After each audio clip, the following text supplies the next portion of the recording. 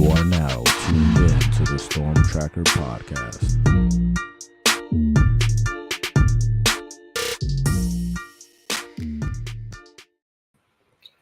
Welcome back to the Storm Tracker Podcast. I'm Marcus Benjamin, representing for CanesCounty.com, part of the Rivals.com network. Make sure you subscribe to this podcast live from Canes County, and also subscribe to this YouTube channel, or rather the YouTube channel live from Canes County, and also subscribe to the podcast on all platforms. Today, I've got Steve-O representing for 365 Canes football and Raw 7-on-7. Joining me to talk a little Miami recruiting. He's fresh off of OT7 Nationals, and we wanted to get his opinion on who he saw out there and who Miami should target. So we'll get into all of that. But first and foremost, we want to talk about Timothy Merritt, the DB that committed to Miami this week.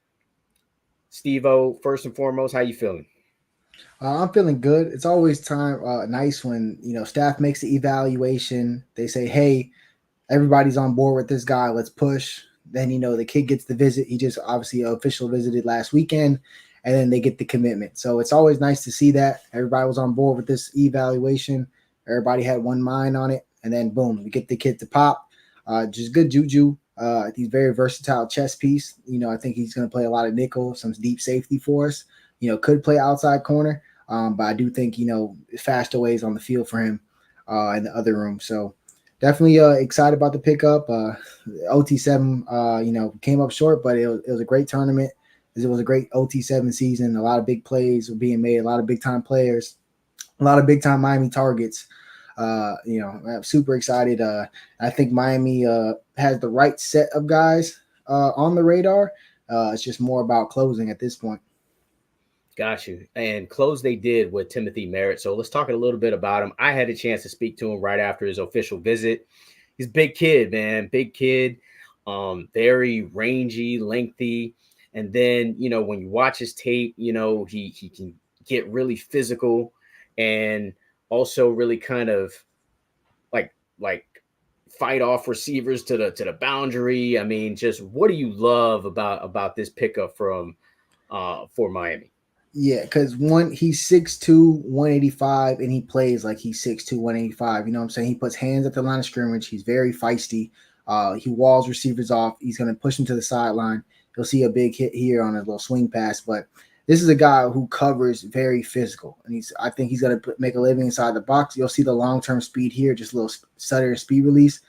So he's 6'2", 180, has wheel straight line speed, which is going to be great for a corner, for recovery speed or a safety getting off the hash. But you'll see him shoot down on this flat route from the safety. That's why I think he's going to make a lot of money at. This guy makes impact plays. But here he is, and man, this is, against on the near side, one-on-one, just ran that hitch route for him, completely strapped, had that inside hand on the shoulder pad. That's exactly how they teach it, so you can use that hand to deflect. Perfect here. You'll see this speed here on the pick six. So I think that was him at deep third safety, shooting off the hash to the deep middle. So great smooth back pedal. And he's got long speed, man. I'm telling you, he brings physicality to the position. You'll see him here. This is man coverage versus slant 6 yards off, and he's able to close on that. I mean, any day that should be an easy pitch and catch. But nice speed, closing speed. He's a very, very, very tough tackler. You see, he's very physical. So that's probably my favorite thing about him is because it's great to say, oh, you could play nickel. Oh, he could play outside corner. Oh, he could play safety. But can he tackle? Because every single one of those positions are going to be put in man-to-man situations. And just like this, you might be like, oh, what's that on a highlight tape? He's giving up a 3-yard pass. Immediate catch and tackle. You live to fight another down. Nobody plays man more than us in the ACC. Absolutely. I mean, when you look at his tape, it seems like he could play basically everywhere. He could play nickel, play corner, play safety, but it seems like safety would probably be his position just because of how physical he is and how long and rangy he is. What say you? Do you think he's best at a safety, corner, or nickel? I intertwine safety and nickel because nowadays you're usually putting safeties in the nickel regardless. So I'm gonna say I think he's in the safety. He'll play safety here. Whether he plays the majority of the snaps in the nickel, we'll see. I do think he's able to, because at nickel, it's so you get so caught up in the passing game and the aspects of it. Yeah, we get a guy to cover those slash slots. They still have run reads, bro, like a will linebacker would. They have two gaps they have to account for plus cover. So it's a lot on their plate. So you want guys who could be physical enough to play and tackle in that box, and also, more and more tight ends are ending up in that slot. So you want bigger physical guys who can match up with tight ends. I mean, while new day age, you're seeing these fast, small, speedy slots. Like everybody got their own type of Ray Joseph. NC State's, has a really good one. In, I forget his name, but they have a really good one. Those type of guys. Yeah, exactly. But more and more likely, you're going to see big tight ends in there too. Every team has a receiving tight end. This ain't the 80s or 90s. Everybody got a tight end that can catch the ball.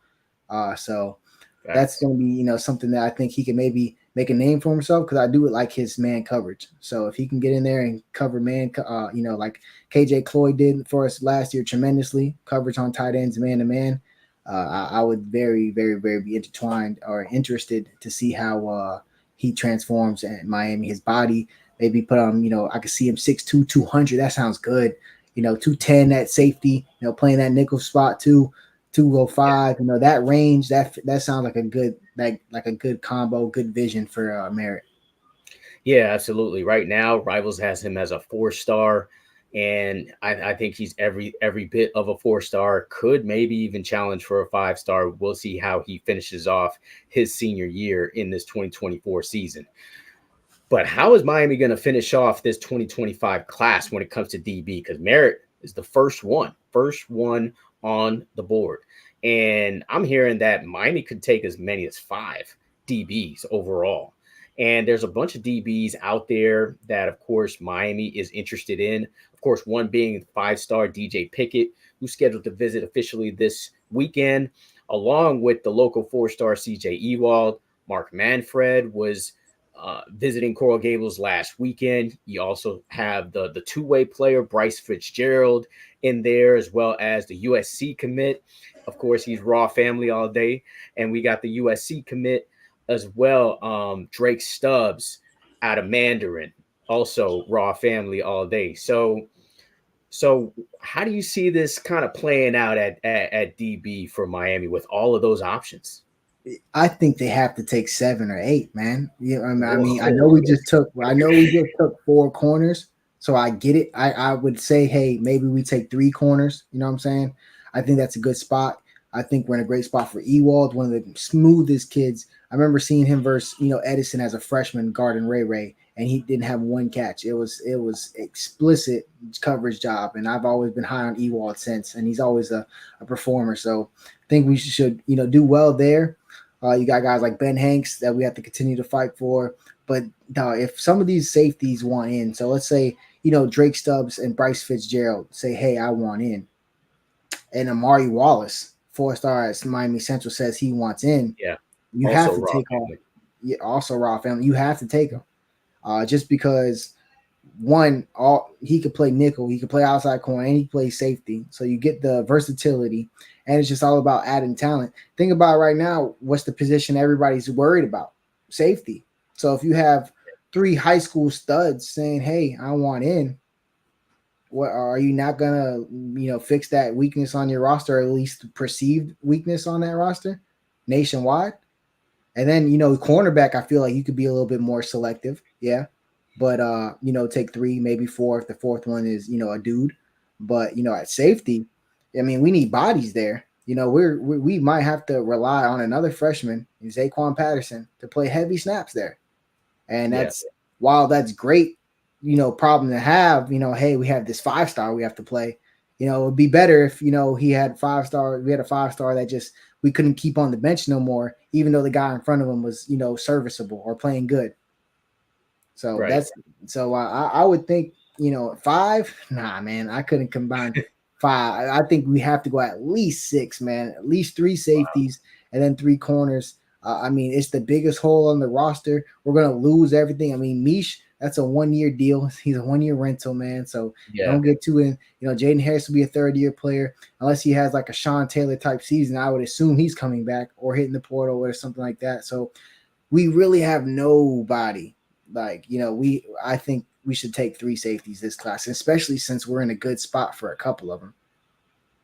Yeah, absolutely. When you look at the defensive back position for Miami, you would think, I mean, looking towards the future, like we'll look past this year because I think they're okay. I mean, obviously, you can't add any players from this class to the roster, but when you look at the future, you think Deani Hill is going to be there, right? And you would think Jay Rich, Jedias Richard is going to be there along with Damari Brown, Saquon Patterson, Dylan Day. All these guys are going to be there, but I think Miami is going to put all its chips on DJ Pickett, just because, 5-star guy, very versatile, rangy, super fast kid. But where do you see him, man? Because, he can play a variety of different positions. Where do you see DJ Pickett at the college level? I've seen him a couple of times. He plays for California Power. We play them, quite often. They're cool people, great people. I've gone back and forth, and my thing is, he wants to play corner. Mm-hmm. So when you have somebody with that talent, that mindset, and that ability, if that's what they want to do, they most likely can get it done. But will it translate to the pros is the decision. Because I think James Williams played safety well at Miami. Could it have been, things that he cleaned up and other things? Yeah. But, now at the pros, he's playing linebacker. And everybody's like, oh, you should have played, that to begin with. Right. So while I think he can come in and, play really well at collegiately at corner, I worry about the NFL, just moving him to safety anyway. So I think he can play corner collegiately, but if I had to say what position he would be, I do think he would have to play safety. I do think that, once he puts 20 pounds on, which he's going to have to in college, not that he's not going to move as well, but he's 6'4". Like he's a true 6'4" guy. Like he's long, like really, really long. Like he's standing next to, like you see him, play SFE and he's going against a Jabari Brady, look around the same height. Dallas Wilson, one of our guys, is 6'4". He's around the same height. Like, he's a true 6'4" guy. He's long. So I do think once he puts on that, probably 15 to 20 pounds within his first 2 years on a college campus, it might be better for him to play free safety. Yeah, I agree with you. Oh, we were talking just about DJ Pickett, the 5-star, and we're watching highlights of CJ Ewald, also scheduled to visit this weekend. He's down to Miami and Georgia, man. And I hear you when you say, we need 6 DBs. I'm assuming CJ Ewald and DJ Pickett, and now we have, Timothy Merritt. So those are 3, right? Who ideally would you want as the other 3 DBs then? So that's where it gets really interesting. What does Miami have Merritt play? Does he play safety? Are they considering him a safety, or do they consider him a nickel? Or is that what they're doing? Because then it's the same question with DJ Pickett. Hey, are we telling him he can play corner just so we can get him? Or are we telling him this, like, just being real? Is he going to play corner the first year and then we transition him, or what's his 3-year plan? Because let's be real with these 5-stars, they're 3-year plans. Or it turns into a 1-year plan if they don't like the way it's going. So I think that's really where it happens. So if they view DJ Pickett truly as a corner, they say, hey, he wants to play corner. We believe in his skill set. We could develop that. And they say, hey, he has the traits to play corner, but I think the long-term success would be, safety. But if he puts his mind to it and they put the work and they develop him in there, what if he could be a great collegiate corner? So if they feel that way, then I would really love to flip Drake Stubbs from USC. I'm sorry, I think he play safety. Yeah, I think he is the best safety in the country. And it's not just 7-on-7. His 11 tape is so good, bro. He was playing in the state championship versus Columbus. It's versus Bryce Fitzgerald, another raw player. But man, I personally do believe that Hilton Drake Stubbs is the best safety in the country. Nick Saban offered him after seeing him work out, and the comments that he gave about Drake Stubbs, I was like, wow. I don't know if he do that to everybody, But I've known a few safeties that have played for Coach Nick Wait, what? Saban. He What? never What were said that. the? I'm sorry. What were the comments that Saban said about him? I mean, he had so basically Drake did a live workout with Saban. Saban wasn't constructing the workout, got hyped up, and then took over the workout. Yeah, called him a physical specimen that he's never seen back there. So it's A he's physical specimen that he's never seen. That's what Saban said.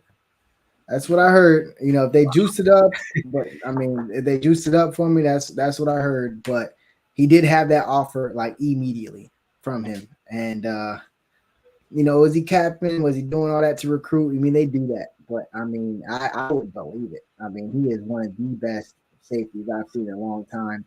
Then I'd have to go to Amari Wallace at Miami Central. Super versatile, one of the best players down here in the state.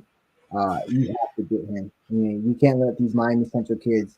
If you don't go to here, what are you going to go? Florida State, Louisville, Alabama, all these teams that we're hoping to play. You can't do that. Look at that. That range was crazy. I mean, Drake Yeah. is like that. 11 on 11 is so unfair what Drake could do. I mean, he's covering so much ground. Look at that. Bro, he is a heat Great seeking. recovery speed. Like he just bit on the ball 12 yards off, and intercepted that dive. And he has ball skills. We say he has the stickies because he only need one hand. Drake is probably the best safety in the country. And I would have to argue with, probably either Bryce Fitzgerald and Quan Fegan. I'm biased because a lot of these raw players, but they are some of the best in the country. But definitely Drake. I'll go Amari. Especially for versatility, because what if they view Merritt as just a safety and they want Mari at nickel, which I think Mari's going to play really well in college. I think that's what he fits at a lot. Nickel and free safety. And then for that third one, that's tough. Because I want to just say Bryce. Yeah. But I know the bias is crazy, but yeah, we have to. I mean, the reports. Yeah, I mean, he just had 7-on-7 with Columbus at camp. Oh my God, he was tearing the people up at receiver. He's picking off every little pass. I mean, I feel like if you had Hilton Drake Stubbs and Bryce Fitzgerald back deep, which is what we do, and put Amari in the nickel, it really works out for us really well. And we can't even touch people in 7-on-7. So imagine with some pads, I think that would work really well. I would have to go with that. I'm sorry.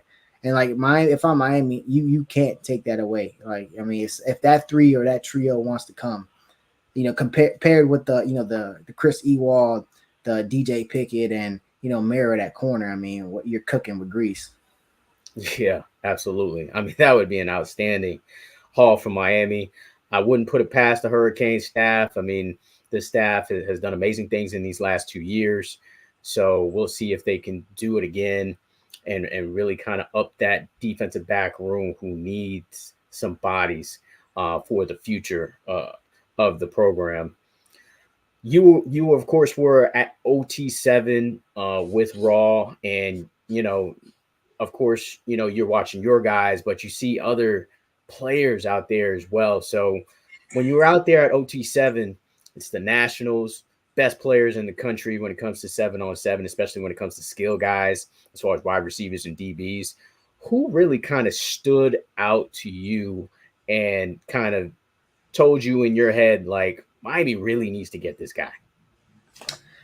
There's one of them plays for our rivals, SFE, and that's Vernell Brown. I mean, every time I see him, he's probably one of the best players at these events. He plays both ways for them.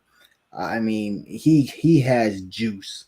I mean, he has juice. I mean, if anybody ever says anything but Vernell Brown is a dude, they're hating. I don't care where that kid goes to college at. I'm gonna be watching. I think he's a dude. So that's somebody that I really want Miami to just close on and continue to recruit and do it. I know he just had his OV. Coach KB was doing the backflip with him. They're trying. They're doing everything they can, and I'm rooting for him because he is one of the best, if not best athletes I've ever seen. Especially since I started doing this 7-on-7 thing and training. I mean, he is freakishly athletic. I mean, his vertical jump is retarded. And his like he's legit like the perfect athlete, and it's just Only thing that's going to stop him is, only thing that could stop him is if he gets in his own way. I mean, because that dude is certified. You Yeah. have, a couple guys. He's one. There's one guy that he didn't come to nationals because his team didn't do it, but Keyshawn Henderson, the guy who committed to Houston, #1 athlete in 2026. I mean, oh my God, we call him Raccoon Hat because he always plays with a little raccoon hat on. I wish Miami would go after him. He wants to play quarterback, but if he wants to play receiver, corner, or safety, bro, Miami better be on him. Tell him he Yeah. can play quarterback. I don't care. Just get him on campus. Yeah, I mean, that was an interesting one to kind of see him commit to Houston and to commit to Houston so early. I don't think that recruitment is anywhere close to done, to be honest with you. But I want to make my comments on Vernell Brown as well. I mean, that kid is just electric, man. He's just, I don't know. It feels like he's almost like a combination of a couple of players of maybe of the past. It's almost like he's a combination of Ray Ray and JoJo to me. You know what I'm saying? Like he's got the sticky hands of JoJo, but he's got the speed as well, or the short area quickness of a Ray Ray as well. But as far as athleticism, he may be better than both of them. Because from what I've seen, just him as a defensive back, Steve-O, it's just like wow, like the fact that he is able to lock down a receiver, and then on the next series, he's out there catching bombs or catching like a short slant and taking it the distance. Vernell Brown is that dude, and there's no surprise that Miami's throwing whatever they have at him right now as we speak to see if they can get his commitment. Yeah, I mean he scored on a post. The 7-on-7 fields are only 50 yards, so not long fields. Scored on the post, went back out there. They tried to throw a post on him, and he intercepted it. Like just dive interception. So I was watching him live, and I was seeing him once live, and I was Battle Miami. It was early, so I only got to catch like one game. But I saw that one. I was like, okay, yeah, this guy's a dude. I mean, this dude, and he talking that trash too. So I always give points for that. I like that. Within there's a lot of craziness that goes on in OT7 with the trash talking. He got that good type of trash talk, like the football type of trash talk, not the I want to go viral type of trash talk. It's a different tone in the voice. It's a different message that you sending. So I respect that about him as well. And he's definitely a dog, a super dog. Yeah, absolutely. I mean, my first opportunity to really see him in person was last year this time during the summer when it was like Miami camp 7-on-7, and this kid just dominated, bro. He just dominated the field, and that's when he earned his offer to Miami was this time last year, and his recruiting career, you could say, has kind of blown up since then. But since that point where I was just absolutely blown away, he keeps blowing me away every time I see him again. I saw him at the hotbed tournament. I saw him. We saw him there. He was lighting them up. Just lighting everybody up, man. And he does have that dog mentality, wants to continue to get better. Humble kid as well. When you speak to him, just a really humble kid, down to earth. He's exactly what you want on your college roster. So watching highlights of him from last season right now, you see that breakaway speed, and can cut on a dime as well. He's just an outstanding talent. We'll see if Miami does get him. But I do want to ask you, Steve-O, like there's a wide receiver has been an interesting recruiting cycle for the Miami Hurricanes. And like Miami's almost seemed like they're being very picky, like with who they choose to, bring in or allow to commit or that type of thing. Wade Charles decommitted from the program. I really liked him as a receiver. So Miami has options. Obviously, they want Vernell Brown, and obviously they want Jamie French. But there's also Dallas Wilson, one of your guys, and also Cortez Mills, who I absolutely love, another one of your guys. And this past weekend, they had Joshua Moore on campus, as well as Dalen Upshaw as well, who also has just an amazing tape to watch as well. I mean, you're a receiver guy, Steve-O. So who should they get? Like out of all of these great talents, and who do you think they end up with when it's all said and done? Yeah, I think they have to do everything in their power to get Vernell Brown.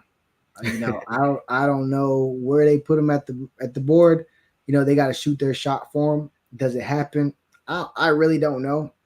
I'm not really the pessimistic type, but he's not one of our kids, so I don't really know too much about his recruitment. But what from I do hear, Miami, has a lot of work to do, this weekend or this week midweek visit. So we'll see how that goes. But I do think you just can't stop trying. He's too good of a talent. Dallas Wilson, 5-star receiver committed to Oregon. I do think we have better traction there. The appeal of staying in state is definitely growing as he's getting closer and closer. Actually having to just move out to the middle of nowhere and Eugene, Oregon. But Oregon's recruiting the hell out of him, so it's going to be a fight. He'll be coming in this weekend to visit. He was supposed to visit last weekend, but we had OT7 finals. That was in Tampa. That's his city. It meant a lot to him. He wanted to be there. So rescheduled for this weekend. Everything was smooth. Obviously they didn't want him to visit. He's still going through with the visit, so that's a good sign. It's great here with the official because now more family can come. Sure. So definitely a great spot for Dallas Wilson. I think Coach KB has done an excellent job. Coach KB, I've seen him, multiple times with Dallas, always on him about, his routes and this and that, and like constructive, what I'm saying? It's a lot of coaches are scared to say stuff and do stuff like that. They think they're going to push it away, but I feel like they just generalize kids. Like Dallas is a kid who's so eager to learn and trying to get better and wants to get better. So I think that's the type of kid that you want in the room, just as a personality, like Restrepo's like that, Jacoby's like that, people who they don't just rep it until they get it. Like they rep it till they can't get it no more. That type of guy. And I think we have a better chance with Dallas. I think we just have to keep, chugging away, super family oriented. Unfortunately lost his mother. He's super family oriented. So we have to, feel like family and, hopefully that, gives us a little bit of an edge. But I know they're trying hella hard, and I would too. Yeah, absolutely. I mean, wide receiver in the state of Florida, pretty much all Florida guys that I kind of named, except for Upshaw. I mean, just the talent is just immense down here, and Miami does have the advantage of just kind of being in South Florida. And, now with the offense, it's really wide receiver friendly. And, these wide receivers see that. They see the opportunity. They see the stats that Xavier Restrepo and Jacoby George put up in the past year, and they feel like they can be that. They can replicate that. So it'll be very interesting to see which wide receivers they indeed settle on. I think they're in a really good spot with Josh Moore. I think they have a really great opportunity with Dallas Wilson. Yeah, I love Josh Moore. I would 100%. If you ever seen him live, there's stuff he did his sophomore year that I've never seen before. And I've seen You're talking about that catch, right? That catch that went viral. Yeah, was crazy. Yeah. Joshua Moore, I know Canes fans, he's a quieter name, but bro, his offers are all committable. I could go through his list right now. It don't matter who's on there. I bet he can commit because Georgia wants his commitment. So I'm telling you right now, that's a dude that we would be good if we could land him. Absolutely. I think from what I gathered from him, it seems like it's Miami who's leading right now, but he's going to Florida State, who definitely wants him, and then Georgia. I think it's down to those three schools, and I think Miami.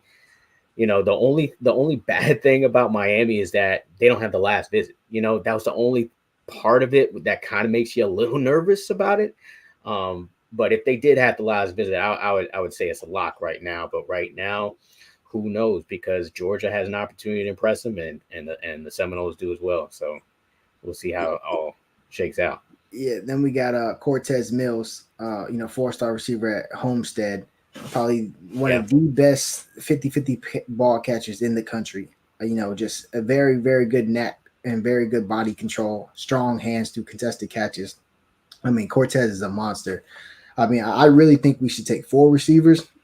We're losing Restrepo. We're losing Jacoby. Sam Brown will be gone. I'm always with take 4 receivers every class, so you don't have to portal in a top guy every year.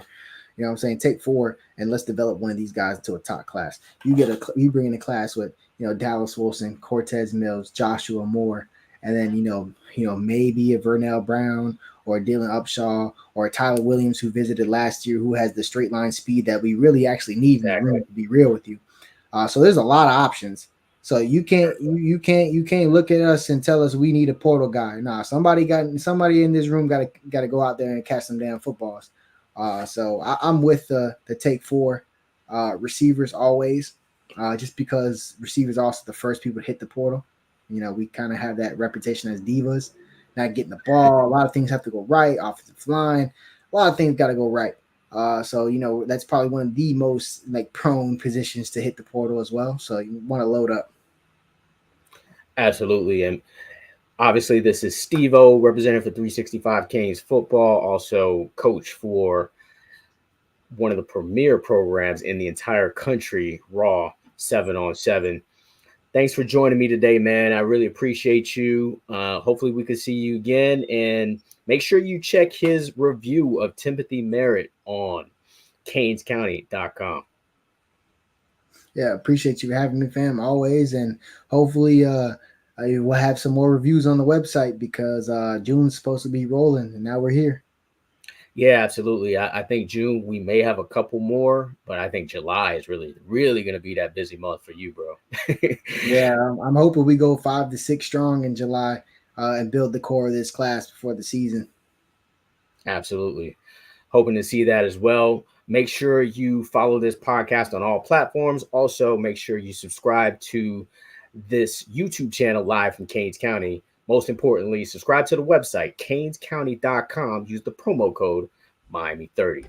Until the next episode.